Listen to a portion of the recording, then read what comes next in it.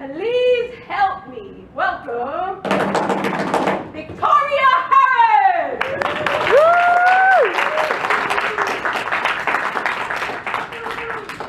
Good evening, and thank you all for joining us on Speak Out, where we like to talk about conditions that are not commonly known in our society. Today, we have the pleasure and the privilege of interviewing a young woman with a condition by the name of Peninsula. That's a tongue twister. Peninsula, which is an eye condition that involves the inflammation of the eye. Tonight, she is going to share her story. Let us welcome up Miss Cori Fonville.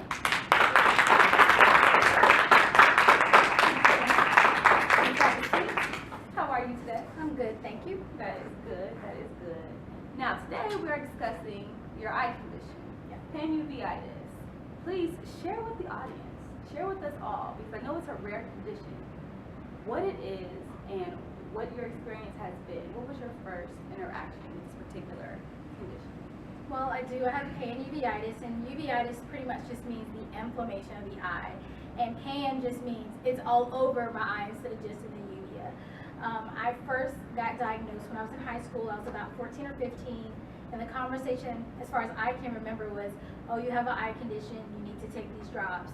And that was pretty much all I truly remember as a 14, 15-year-old. So I didn't take it too seriously at the time. Okay. Sounds like it could be a bit scary to realize just the magnitude. At what point did you realize the magnitude of the condition that you had? I honestly didn't realize how serious it was until I had to get surgery. Basically, the drops they gave me caused me to have what's called a cataract, which is a blurriness on the lens of the eye. So I couldn't see as perfectly as I used to. I used to have perfect 20/20 vision. So I realized, okay, this is something, like I can't cheer like I used to, I can't do my homework like I used to. So when I was a junior in high school, I had to get cataract surgery. And I remember sitting in the waiting room, all these old people were around me with their bifocals on, relaxed, watching, reading their magazines and whatnot. And I was panicked, like, oh my gosh, they're about to cut into my eye, and I'm only, 16 years old. So that was when I realized, oh, this is serious. Oh my goodness, that sounds so scary. It was. Oh my gosh. So you said you had the condition, or you developed the condition initially when you were a teenager. So now, many years later, what does it look like for you? What's a typical day like in the life of someone who has this condition? Well, it can be varied. For me personally, there are good days and bad days. The doctors like to say flares, but when I think of flares, I think good weeks or good months or good years. But it's not like that. I literally can wake up in the morning, maybe I'm jolted up by a sound, maybe my son's crying, and my eye will literally rip open. And I can feel it and be in pain because all the stuff they've done to my eye, the drops and the shots, have caused my eyes to be really weak and dry.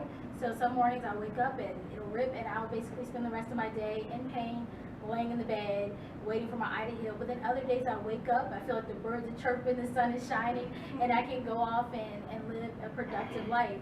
So sometimes it's a bit depressing, and then some days I just have to put my big girl pants on and say, okay, I'm gonna persevere on and do just what anybody else would do, being having a spouse, having a child, having a business. You have to do what you have to do. That's amazing. That's right. Don't let it stop you. Absolutely. Absolutely.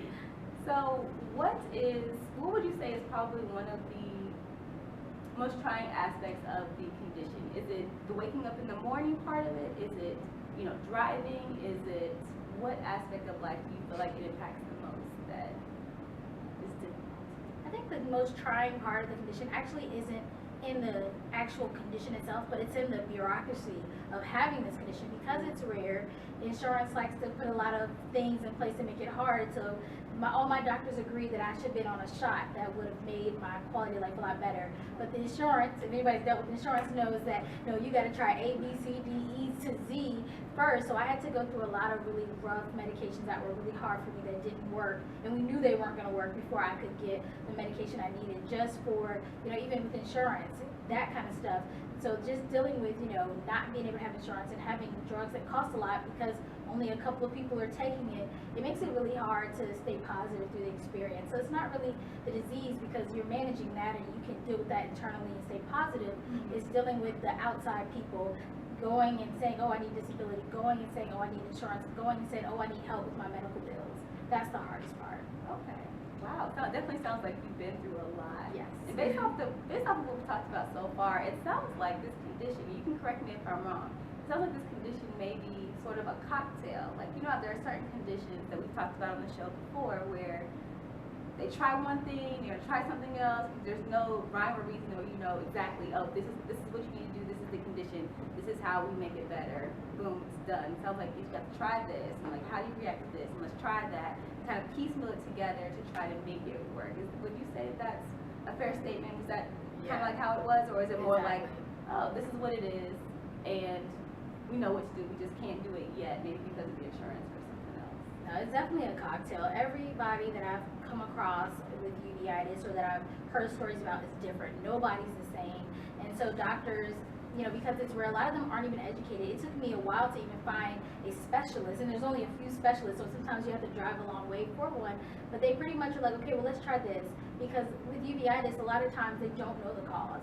So they're just treating your symptoms. So when a new symptom pops up, it's like, okay, what are we going to do for this particular symptom? Then when the side effects of the drug they give you happens, what are we going to now do for that symptom? So it is a lot of practicing medicine when it comes to uveitis.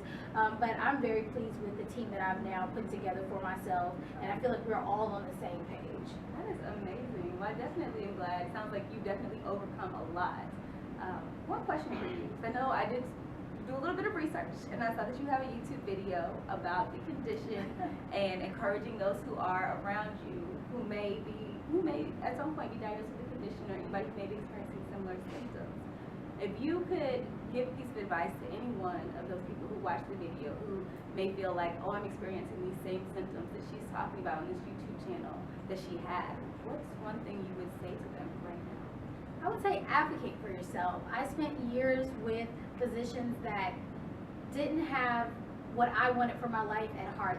They had their own ideas of what I should be hoping for, what prognosis and things I should have. But, you know, sometimes you have to get rid of those people. Don't be afraid to fire your doctors. Get a team of people who understand that what you want for your quality of life is what you want, and that's what you want to strive for. Don't let somebody else determine what your outcome can be. Because if I was listening to those doctors, I would be blind, sitting someplace having somebody feed me and take care of me. But instead I fought, and now I have my own business. Now I am getting married. Now I have a child, and I'm being able to live a pretty professional and happy life. That's amazing.